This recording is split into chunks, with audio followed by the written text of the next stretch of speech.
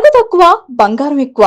BNR golden diamonds, Vijayawada, Bengaluru, Vizag. ఏదైతే Tamil Nadu election result చూసిన తర్వాత ప్రతి ఒక్కరికి కూడా అనిపిస్తుంది. ఎందుకంటే నేషనల్ ఛానల్స్ కావచ్చు, ఎగ్జిట్ పోల్స్ కావచ్చు, లేకపోతే సర్వే సంస్థలు కావచ్చు, అంటే లోకల్ మీడియా సంస్థలు కూడా చాలా వరకు కూడా డిఎంకే మళ్ళీ అధికారంలోకి వస్తుంది. రెండోసారి మళ్ళీ అధికారంలోకి వచ్చేది డిఎంకే పార్టీయే.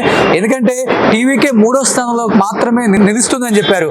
కానీ ఒక్కసారిగా మార్నింగ్ రిజల్ట్ వచ్చే ముందు కావచ్చు, లేకపోతే ఒక 1 వీక్ నుంచి 10 డేస్ నుంచి దాదాపు 1 మంత్ నుంచి కూడా విజయ్ ఫాదర్ ఇంటర్వ్యూ ఎప్పుడైతే మనం చెన్నైలో చేసామో అప్పటి నుంచి ఏదైతే మనం ఓటర్స్ దగ్గరికి వెళ్ళి టీవీకే పార్టీ గురించి కావచ్చు, విజయ్ గురించి కావచ్చు, విజయ్ వ్యక్తిగతం గురించి కావచ్చు అడిగిన ప్రతి ఓటర్ కూడా ఏం చెప్పారు అంటే డెఫినెట్ గా మేము మార్పు కోరుకుంటున్నాం, విజయ్ మాకు సీఎం గా కావాలని కోరుకుంటున్నాం. ఎందుకంటే విజయ్ని సీఎం గా ఎందుకు కోరుకుంటారు అనే దానికి చాలా సమాధానం ఉన్నాయి. అంటే డిఎంకే పార్టీని ఎందుకు అధికారంలోకి రాకూడదు అనుకుంటున్నారు అనే దానికి కూడా చాలా కారణాలు ఉన్నాయి. ఎందుకంటే మీరు చూశారు, ఆ పార్టీ వచ్చిన తర్వాత ఒకవైపు సినిమా ఇండస్ట్రీ కావచ్చు, లేకపోతే సినిమాలు రిలీజ్ కాకుండా వాళ్ళే మొత్తం ఆధిపత్యం చెలాయిస్తున్నారని ఒక కోపం కావచ్చు, ఇంకొక పక్క యాంటీ గవర్నమెంట్ అంటే వాళ్ళు చేసిన చాలా హామీలు కూడా నెరవేర్చలేకపోయారు. అంటే కుటుంబ ఆధిపత్య పోరు ఎక్కువైపోయింది. సో కుటుంబ ఆధిపత్య పోరుతో ఏ నాయకులు కూడా అంతగా హ్యాపీగా లేరు. అంటే నియోజకవర్గాల్లో కూడా పెద్దగా డెవలప్మెంట్ లేదు. ఇలాంటివి చాలానే ఉన్నాయి. అంటే డిఎంకే పార్టీ ఒక్కటే కోరుకుంది అనమాట. అంటే ఇక్కడ జయలలిత తర్వాత మాకు ఇంకా వ్యతిరేకంగా వచ్చే పార్టీ అయితే ఏది లేదు. సో ఏడీఎంకే కేవలం 50 సీట్లు 60 సీట్లకు మాత్రమే పరిమితం అవుతుంది. ఇంకా డిఎంకేకి ఎవరు కూడా ఎదురులేదు. రెండోసారి కూడా చాలా 150 నుంచి 170 సీట్లతో మేము అధికారంలోకి వస్తారని చెప్పేసి స్టాలిన్ పదే చెప్పారు. కానీ విజయ్ ఒకటే నినాదంతో ప్రజల్లోకి వెళ్ళారనమాట. ఒకవైపు ఇండస్ట్రీ సపోర్ట్ లేకపోయినా, ఒకవైపు అతను నమ్ముకున్న వాళ్ళ సపోర్ట్ లేకపోయినా, ఒకవైపు కట్టుకున్న భార్య సపోర్ట్ లేకపోయినా మీరు చూసే ఉంటారు.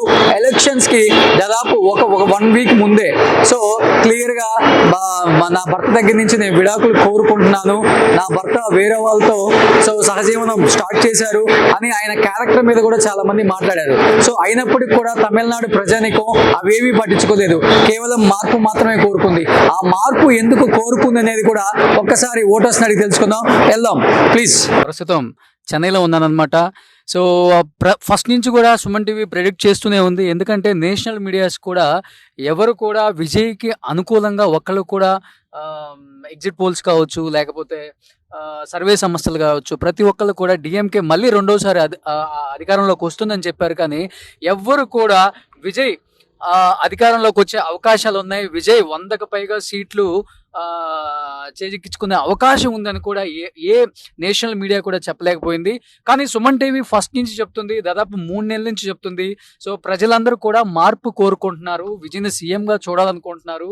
సో అంటే ఎవరికి ఎక్కలేదు అసలు. ఫస్ట్ ఆఫ్ ఆల్ అంటే డిఎంకే ఏం ఆలోచించిందంటే జయలలిత తర్వాత మమ్మల్ని అనగదొక్కే పార్టీ రావడం చాలా కష్టం తమిళనాడులో, మళ్ళీ మేమే వస్తాం అన్న ఒక ధీమాతో ఉన్నారు. కానీ విజయ్ యొక్క సత్తాని వాళ్ళు పసిగట్టలేకపోయారు.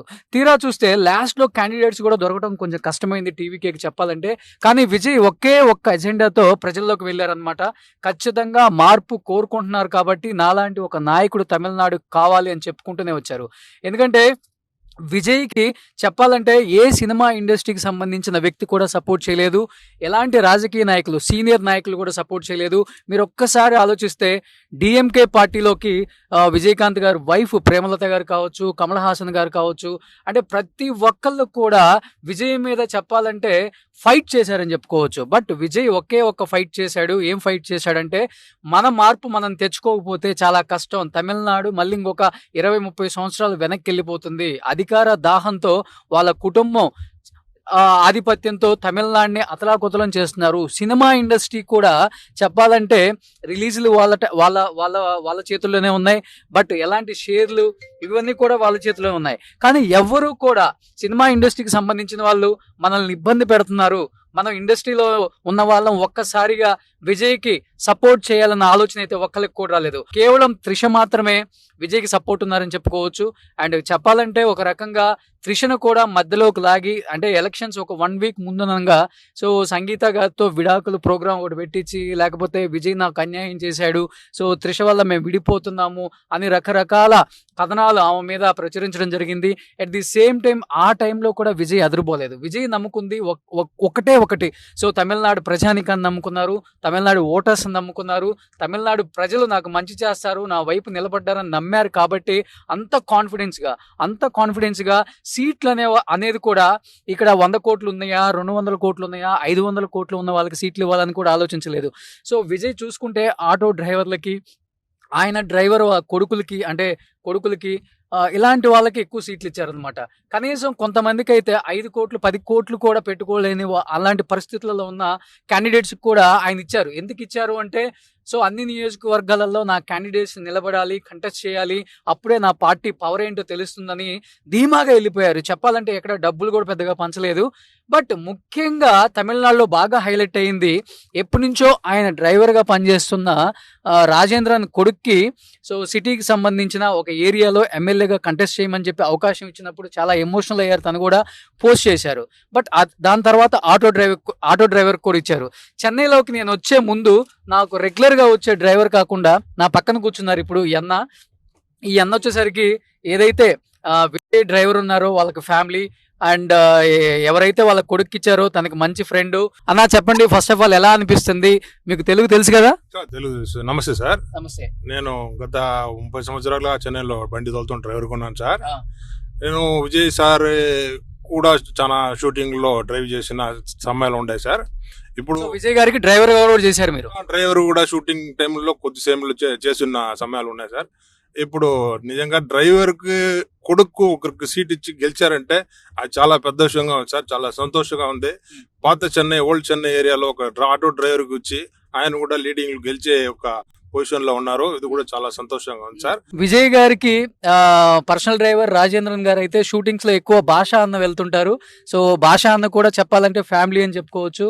సో విజయ్ గారికి భాష అన్న కూడా పర్సనల్ ఒక ఫ్యామిలీ లాగే, ఒక డ్రైవర్ లాగే. అన్న అనిపించిందా అంటే మా డ్రైవర్ కులానికి సంబంధించిన వాళ్ళకి మా డ్రైవర్ కమ్యూనిటీలో ఇస్తున్నారు, డెఫినెట్ గా భాష గారు మిమ్మల్ని కూడా కంటెస్ట్ చేయమన్నారు విజయ్ గారు?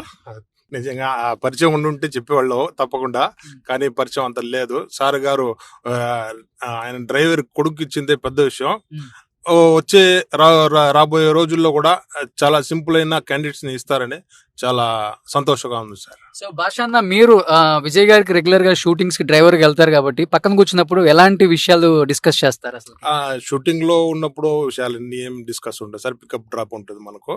అంతే, నమస్కారం అంటే నమస్తే అంటారు, అంతే అంటారు. అంటే కామన్ గా పీపుల్ ఎలాంటి ప్రాబ్లం ఫేస్ చేస్తున్నారో అలాంటివి డిస్కస్ చేస్తారా? అలాంటివన్నీ మన దగ్గర డిస్కస్ చేస్తే సైలెంట్ మ్యాన్, కామ్ గా ఉంటారు సార్. అంతే, పని కోసం చూస్తారు, హాయ్ అంటారు, అంతే సార్.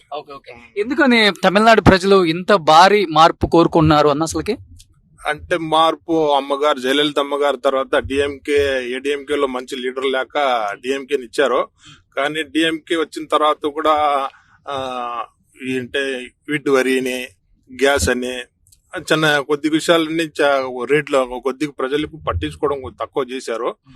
అందుకోసం కామన్ మ్యాన్స్ రావాలా అనే విజయ్ ఒక కోరికతో బాగా సపోర్ట్ చేశారు సార్ కామన్ పీపుల్స్ కి. దానివల్ల విజయ్ గారు ఇవాళ మంచి పొజిషన్ కి ఒక 113 సీట్ల దాకా లీడింగ్ లో వస్తున్నారు. చాలా సంతోషం సార్. సో అంటే చెన్నై సిటీలో కావచ్చు, లేకపోతే బయట ఉన్న రూరల్ ఏరియాలో కావచ్చు, ఎక్కువ మాస్ పీపుల్ విజయ్ కి ఓట్ చేస్తారు, క్లాస్ పీపుల్ ఎక్కువ డిఎంకేకి ఓట్ చేస్తారు. గెలవటం కష్టం, డిఎంకేనే మళ్ళీ అధికారంలోకి వస్తుందని చెప్పి ఎగ్జిట్ పోల్స్ కావచ్చు, లేకపోతే సర్వే సంస్థలు కావచ్చు, మిగతా నేషనల్ మీడియా కావచ్చు, ప్రతి ఒక్కరు కూడా విజయ్ ఓడిపోతారనే చెప్పారు. కానీ ఇంత విజయం ఎక్స్పెక్ట్ చేశారా తమిళనాడు ప్రజలు? ఎక్స్పెక్ట్ చేశారు సార్. ప్రజలు ఒక మార్పు రావాలని కంపల్సరీగా ఎక్స్పెక్ట్ చేశారు. కానీ ఎవరు బయట పడలేదు. వాళ్ళు ఓటరు ఒక హక్కు ఉపయోగించుకొని సార్ గారికి సంతోష పెట్టారని చెప్పాలా. నిజంగా ఇది మాస్ పీపుల్ అనే కాదు, క్లాస్ పీపుల్ అనే కాదు, అందరూ విజయ్ రావాలని కోరుకున్నారు. రూరల్ సైడ్ అయినా కానీ సిటీ సైడ్ అయినా కానీ సిటీలో 14 సీట్లు ఉండే 14 పక్కన డిస్టిక్ చెన్నై డిస్టిక్ పక్కనే చెంగల్పేట డిస్టిక్ ఉంది, కాంచీపురం డిస్టిక్ ఉంది. అన్ని డిస్టిక్ లో చెన్నై చుట్టుపక్కల మాక్సిమం టీవీకే ఫుల్ మెజారిటీ ఇచ్చారు. చెన్నై మొత్తం సిటీ కూడా టీవీకే వచ్చేసింది. టీవీకి మెజారిటీ ఇచ్చారు. ఎవరు ఎక్స్పెక్ట్ చేయలేదు. చెప్పాలంటే rural area mass people, mass fans ఎక్కువ ఉన్నారు విజయ్ కి. అక్కడ ఎక్కువ ఓటింగ్ వస్తుంది, అక్కడ ఎక్కువ సీట్లు వస్తాయి అనుకున్నారు. కానీ సో భాషా గారు చెప్తున్నారు సిటీ మొత్తం క్లీన్ స్వీప్ చేశారంట. అండ్ ఇంకొకటి మీ కొలీగ్ ఎవరైతే ఉన్నారో శబరినాథన్, సో అతను కూడా సిటీ నుంచే కంటెస్ట్ చేశారు కదా. సిటీ నుంచే సార్, సిటీ వీరుకుంభాగం ప్లేస్ లో, వీరుకుంభాగం అనే ప్లేస్ లో కంటెస్ట్ చేశారు. మంచి మెజారిటీ దొరుకుతున్నారు. సో భాషా గారు ఇప్పుడు మీరేమో షూటింగ్స్ కి వెళ్తారు విజయ్ గారికి డ్రైవర్ గా, ఇప్పుడేమో మీ బాస్ సీఎం అవుతున్నారు. కళ్ళల్లో ఒక పక్కన ఆయన కనపడితే ఆయన ఫేస్ చూడొచ్చు, అసలు కళ్ళల్లో నీళ్ళు ఆయనకి ఎలా అనిపిస్తుంది సార్? చాలా చాలా సంతోషం సార్, నిజంగా ఇది అనుకోలేదని ఒక ఇది సార్. చాలా చాలా సంతోషం సార్, దాన్ని ఇంక ఎలా చెప్పాలని అర్థం లేదు సార్. సో ఏడ్ చేశారు సార్, నిజంగా సార్. రాత్రి నుంచి కాసుకొని పొద్దున్నే ఇంకా 6 గంటలకు స్టార్ట్ అయితే టీం ముందు కూర్చున్నాం సార్. ఇంకా మార్నింగే తెలిసి సార్ నా దగ్గర 80-90 సీట్స్ లీడింగ్ వస్తుందంటే అప్పుడే చాలా సంతోషం పడ్డాం సార్. సో యాక్చువల్గా నేను హైదరాబాద్ నుంచి వస్తున్నారు అనేసరికి ఆయనకు తెలిసి ఆయన వచ్చారు పర్సనల్ డ్రైవింగ్ కి.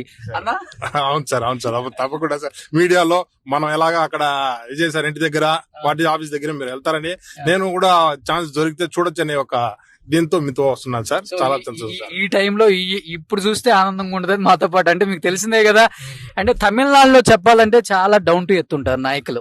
ఇక్కడ మనకి ఒక ఎమ్మెల్యే వెళ్తున్నారు అంటే చాలా సింపుల్ గా వెళ్తారు. మన దగ్గర కార్పొరేటర్ వెళ్తున్నారు అంటేనే మినిస్టర్ వెళ్ళిపోతున్నారు అన్న ఫీలింగ్ ఉంటది. బట్ తమిళనాడులో సింపుల్ సిటీ నాకు బాగా నచ్చుతుంది. ఇంకొకటి ఫస్ట్ అన్న చెప్పినట్లుగానే తమిళనాడు ప్రజలు ఇంత భారీ మార్పు ఎందుకు కోరుకున్నారు అనే దానికి కూడా చాలా కారణాలు ఉన్నాయి. తర్వాత మాట్లాడొచ్చు. డిఎంకే మనం స్టాలిన్ గారి ఇంటి దగ్గరకు కూడా వెళ్తాం. ఫస్ట్ అయితే మనం టీవీకి ఆఫీస్కి వెళ్తాం. అక్కడ శ్రేణులు అసలు వాళ్ళ కోలాహలం, వాళ్ళ ఎంజాయ్మెంట్, వాళ్ళ ఎమోషనల్ మూమెంట్స్ చూడాలి ఫస్ట్ ఆఫ్ ఆల్. అండ్ అలానే ఎస్ఏ చంద్రశేఖర్ గారు, విజయ్ గారు ఫాదర్ మనకి 3 months బ్యాక్ ఇంటర్వ్యూ ఇచ్చారు. ఆయన చాలా గట్టిగా చెప్పారు విజయ్ చాలా స్ట్రాంగ్ గా ఫైట్ చేస్తున్నారు, సింగిల్ గా ఫైట్ చేస్తున్నారు. ఎవరు సపోర్ట్ లేకపోయినా పర్వాలేదు, డెఫినెట్ గా పీపుల్లో ఉన్న ఆ చేంజ్ అయితే నేను ఎక్స్పెక్ట్ చేస్తున్నాను. డెఫినెట్ గా వాళ్ళు నాకు ఓట్ చేస్తారు. కొత్త పార్టీయా పాత పార్టీయా అని చూడరు, ఇక్కడ టీవీకే అని కూడా చూడలేదు. కేవలం విజయ్ కోసం ఓట్ చేసిన ఎన్నో ఎన్నో ఎన్నో కోట్ల ఓటర్స్ మనోభావాలు నిజంగా ఈ రోజు ఒక్కొక్కళ్ళు టీవీ ముందు కావచ్చు, లేకపోతే మన ఎయిర్పోర్ట్ నుంచి దిగి వస్తున్నప్పుడు ఆ కోలాహలాలు చూస్తుంటే అక్కడ ఇక్కడ అసలుకి ఇంత విక్టరీ ఎవరు ఎక్స్పెక్ట్ చేయలేదు. ఎనీహౌ మ్యాజిక్ ఫిగర్ దాటలేదు అనేది కూడా కొంచెం ఉంటుంది. సో మరి భాషా గారు మీరు అన్నట్లుగానే మ్యాజిక్ ఫిగర్ అయితే దాటలేకపోయారు విజయ్ గారు. ఎవరు సపోర్ట్ ఉండొచ్చు? బీజేపీ సపోర్ట్ ఉండొచ్చు అనుకుంటున్నారా? ఏడీఎంకే నుంచి కొంతమంది బయటకు వస్తారనుకుంటున్నారా? లేకపోతే కాంగ్రెస్ నుంచి కొంతమంది బయటకు వచ్చి విజయ్ సీఎం అని చేసి డెఫినెట్ గా టీవీకే గవర్నమెంట్ ఫామ్ చేస్తుంది అనుకుంటున్నారా? సార్ కన్ఫామ్ గా 118 సీట్లు కొడతారనే ఆశగానే ఉంది. ఇంకా సాయంత్రం దాకా టైం ఉంది, కంపల్సరీగా వస్తారు. సపోజ్ అలాగా రాని పక్షంలో 1-2 సీట్లు తగ్గితే కాంగ్రెస్ తో సపోర్ట్ తీసుకుంటే మంచిగా ఉంటుందని సార్ మనకు ఒక ఆలోచన సార్. అంతే సార్. సో కాంగ్రెస్ వాళ్ళు సపోర్ట్ ఇస్తారు అనే నమ్మకం కూడా. గాంధీ గారు విజయ్ కి చాలా ఫ్రెండ్, అందుకోసం ఇచ్చేదానికి అవకాశం ఉంటుంది sir. Okay. So clear majority అనేది వాళ్ళు ఇచ్చినా ఇవ్వకపోయినా మేమైతే ఇచ్చేసాం, విజయే మాకు సీఎం. సో అది కాంగ్రెసా బీజేపీయా ఎవరైనా కానీ విజయ్ ని ఈ రోజు కోరుకుంటుంది తమిళనాడు మక్కల్ వాళ్ళ కోరిక ప్రకారం విజయ్ని సీఎం గా చూడాలనుకుంటున్నాం. కాబట్టి ఇంత భారీ మార్పు ఇచ్చాము. కానీ సో ఒక 5 సీట్లు 10 సీట్లు తగ్గొచ్చు, కానీ విజయ్ సీఎం అవడానికి కావచ్చు, విజయ్ పార్టీ సపోర్ట్ చేయడానికి ఎంతో మంది వస్తారు, అది ఎవరైనా కావచ్చు అని చెప్పేసి కామన్ పీపుల్ లో కూడా ఆలోచన ఉంది. So anyhow will wait and see. ఇంకొక 2 hours టైం ఉంది.